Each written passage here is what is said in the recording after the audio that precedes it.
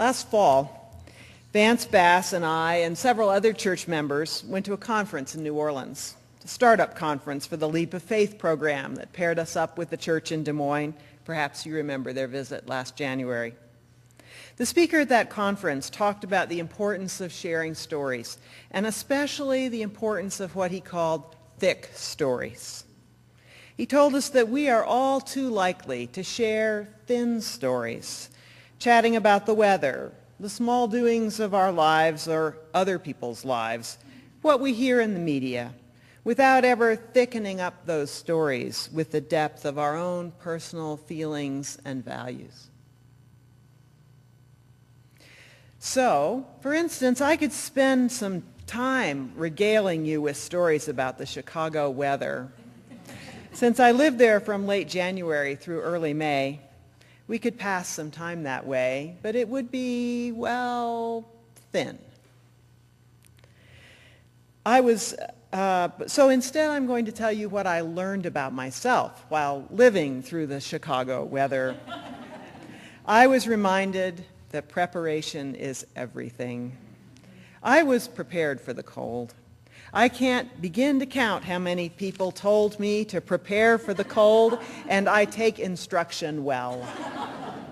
My sister loaned me a long down coat which was clearly created for Antarctica missions, and wearing that coat I ventured forth fearlessly in cold and wind and blizzard and snow. The scarf and gloves that you all gave me as a parting gift were also invaluable. What I was not prepared for was rain. The Antarctica coat was too warm when the temperatures got above 30, and, well, suffice it to say, I was not prepared well for wet weather, of which there was, about 200 days in a row. I huddled in my apartment in April the way I had expected to huddle in February, and I longed to get back to Albuquerque where I was equipped to be comfortably outdoors most days, something that I found was really important to me. Back to last fall in New Orleans. Vance and I ended up taking a cab together to the airport.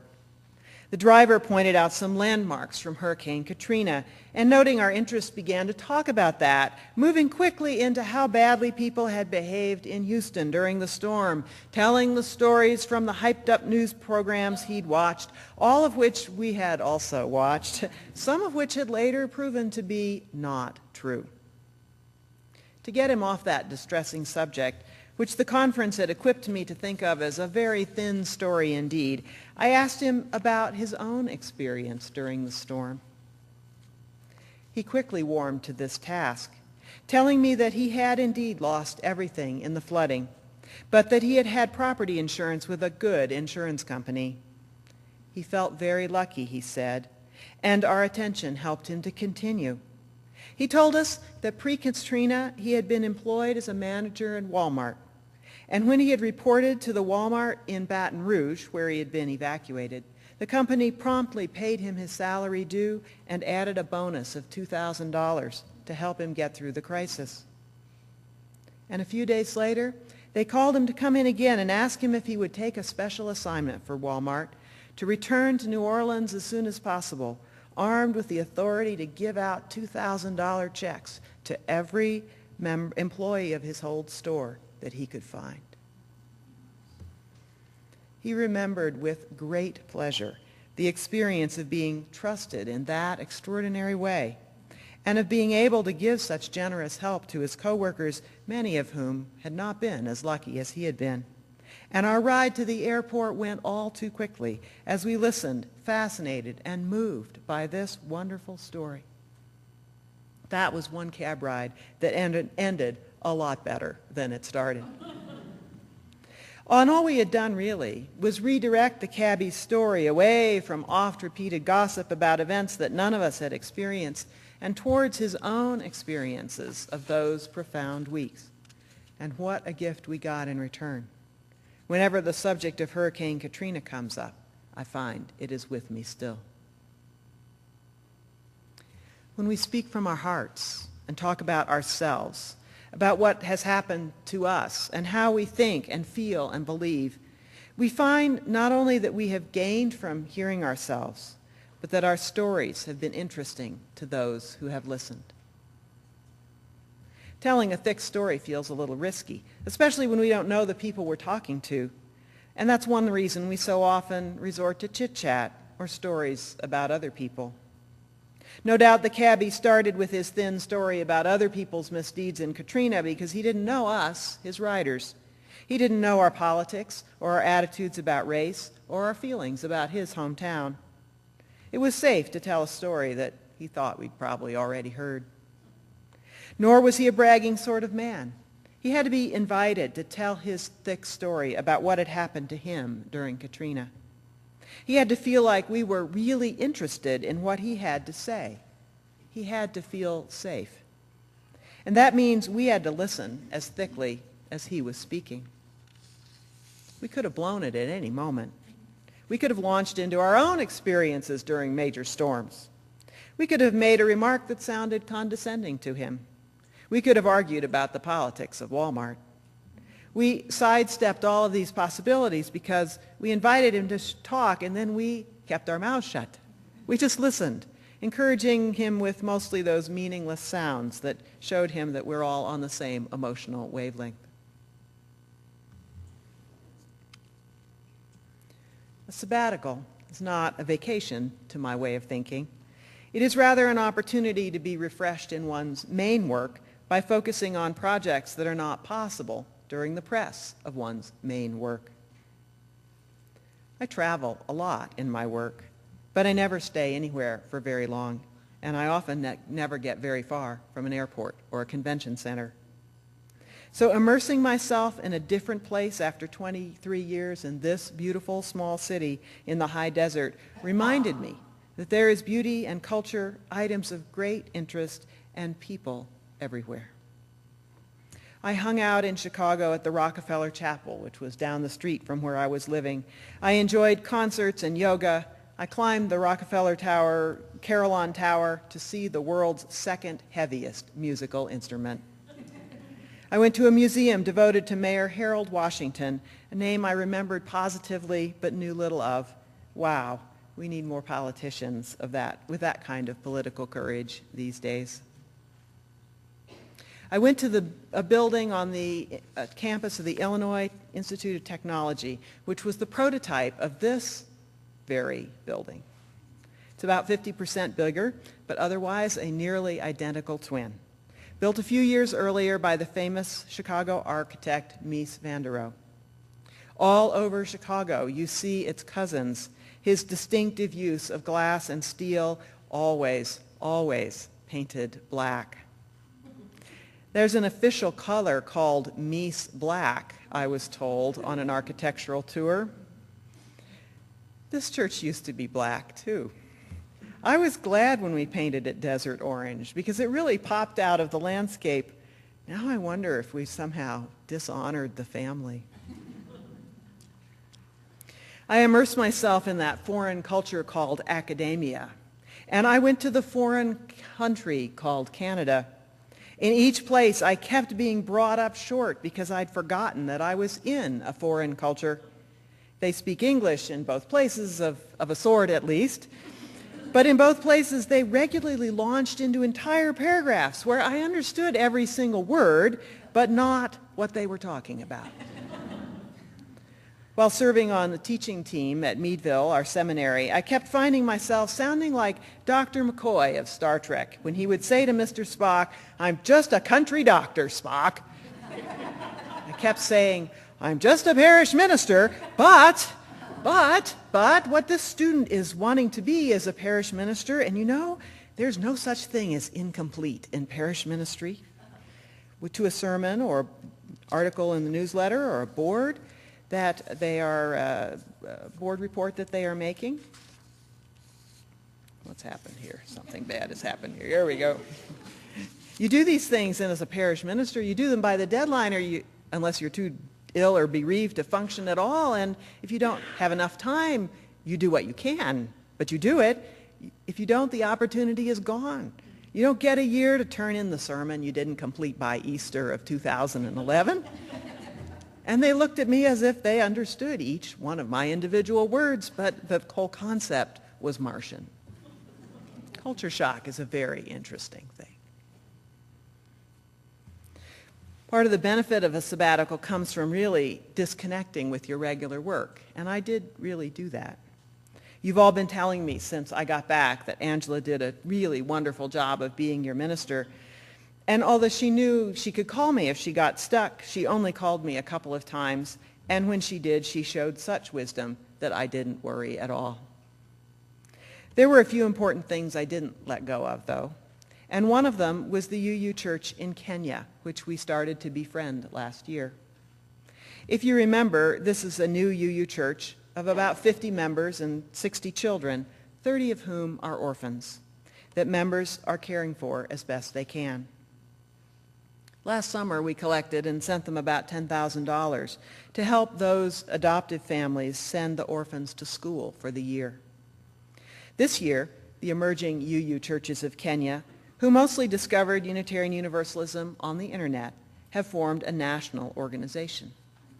Now that they've done that, they're eligible to join what we call the Partner Church Council, which pairs up religious liberals, Unitarians in nations like Romania, India, the Philippines, and in Africa, with individual U.S. churches. This is something we've been wanting to do for a year, but we've had to wait until all this paperwork got done. And during my sabbatical, I had some conference calls with the Partner Church Council and with Josephat about being a partner church.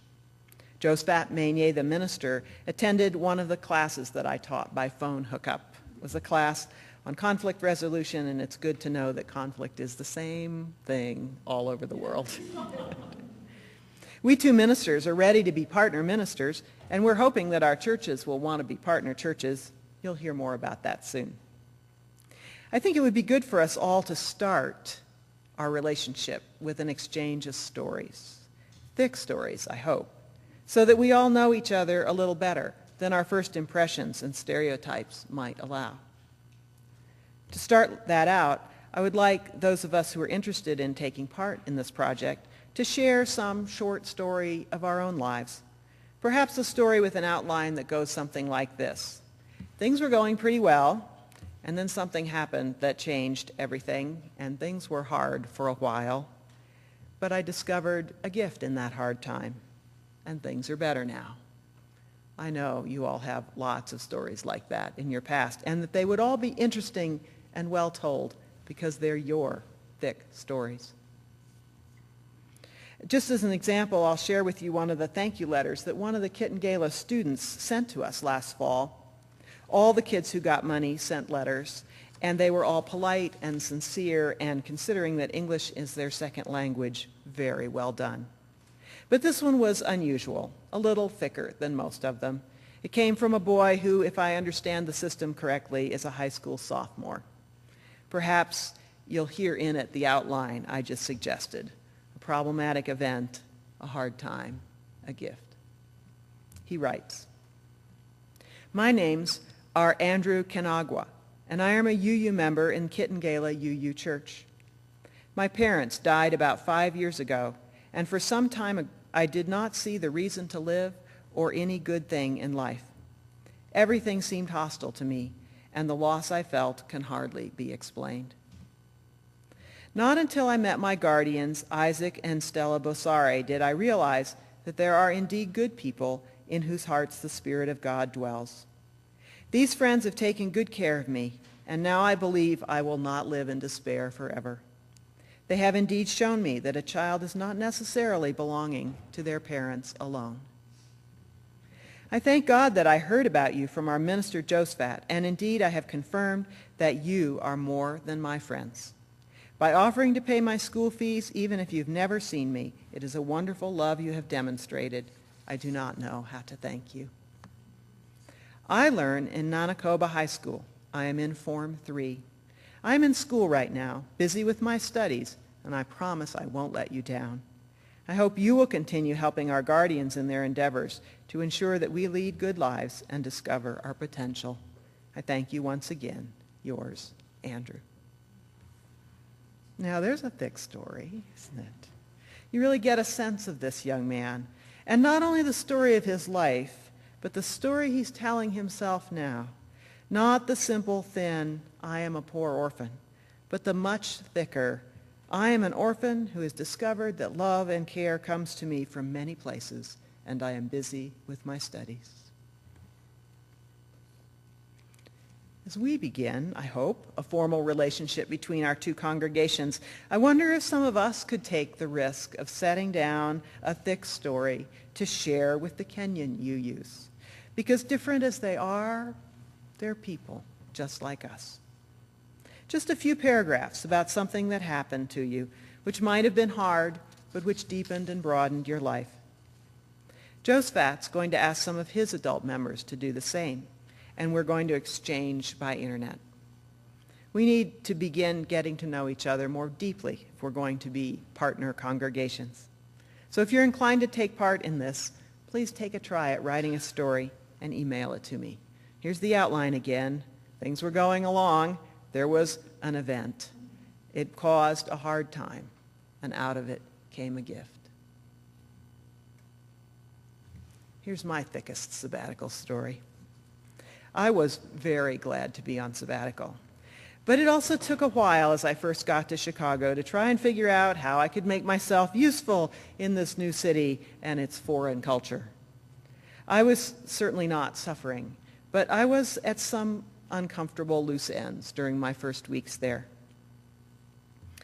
And on one of those Sunday mornings, instead of going to church, I went with a Meadville student to the Great Lakes Naval Training Base, which is the boot camp for the Navy. This camp receives waves of young people for an 8-week intense introduction to military life. Recruits have virtually no personal belongings, no free time, no privacy, and they work almost all their waking hours, except for Sunday morning, which they have off. They can relax in their dorm, or they can attend one of a dozen or so worship services put on by area churches. For some years now, the students at Meadville have been putting on a UU service at the Great Lakes every week. They asked me to take a Sunday. They told me it was a small group, that the service should include something pagan, and that we had to have sharing, and they got me through the security gate. And about 20 young recruits, busy with what is for the single most challenging 8 weeks of their lives so far, who still had enough interest and energy to attend a service. For 17 of them, this or previous week had been their first UU service ever. So we're talking young people who in the midst of an entire week of new things have chosen yet one more new thing, to try out a new religious faith in the hope that their lives might be enriched and the difficulties of military life eased. Several recruits shared that they were from small towns which had limited religious options, none of which had fit for them. Several knew they were pagans, and they knew that the UU service was the closest they were going to get at the Great Lakes Training Base on that Sunday morning. Some had heard about UUism but had never had a chance to try us before. Several came after their fellow recruits scoped us out. This was week 7 of their program. And so there were returnees that morning. They were eager to hear my message about the blind man and the elephant and how many versions of the truth can coexist at the same time. They sang with gusto and they asked great questions. Several shared that they had joined the military as a way to start over again after some series of poor decisions or poor lifestyle. And they had thrived in that contained environment, and they were looking for resources to take with them into the wider, scarier military world. They wanted to keep their resolve, their health, their clean lifestyle. They said that the service had helped them, and they eagerly took the pocketbooks of readings and meditations and prayers which the UUA publishes for members of the armed services. 2 shared that they were being mustered out, one for knee surgery, one because military life had not suited her. She felt she had failed, she said, and the response of the others was heartwarming. Although they were the ones who had succeeded, they were generous and encouraging, and among other suggestions, they said she should find a UU church in her home city. It was a multiracial, multi-ethnic group of men and women without a hint of tension amongst them. I was so heartened to think that these splendid young people were the future of our military forces. I was inspired to think that they might make up members and leaders of tomorrow in our churches. I love my work here in Albuquerque. I think it's important day after day, but I've never, ever before felt that I was able to offer so much to a group that needed it so much, that was going to be so critical to their next week before. And I had never been so proud to be a part of a religious movement that was able to touch people so profoundly. That was the single high point of my sabbatical. Perhaps you hear an echo of the outline of the thick story. There were difficulties. Something happened.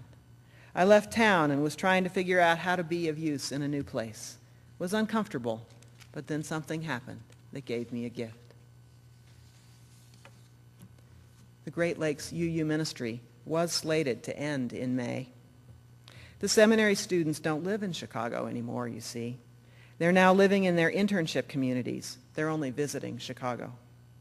Last week's graduating class was the last class of resident students at Meadville. As we left in the rain, did I mention how often it rained in Chicago?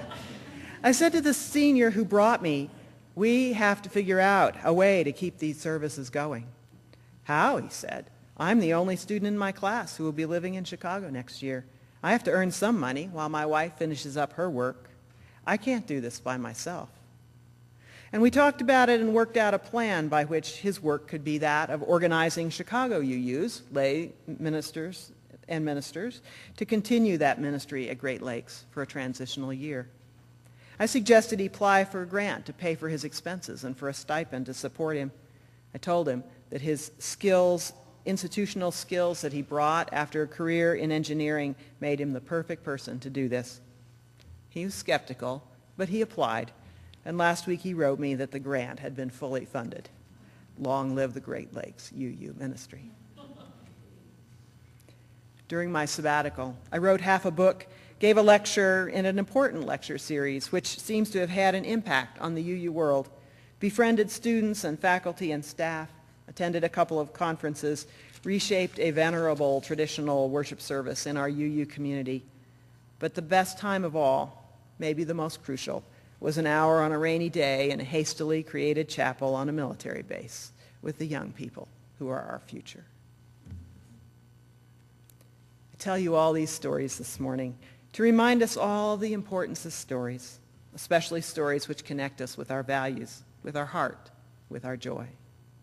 I know you have such stories too, and I challenge you to think about them, write them down, share them with family and friends, maybe even help us to begin a new phase of our relationship with religious liberals half a globe away. And as I return to my work with you in this comfortable, sunny, dry desert, where it's only rained 2 out of the last 14 days, I do return refreshed and renewed and glad to be home. Thank you. I invite you now to stand and take hands for the closing words.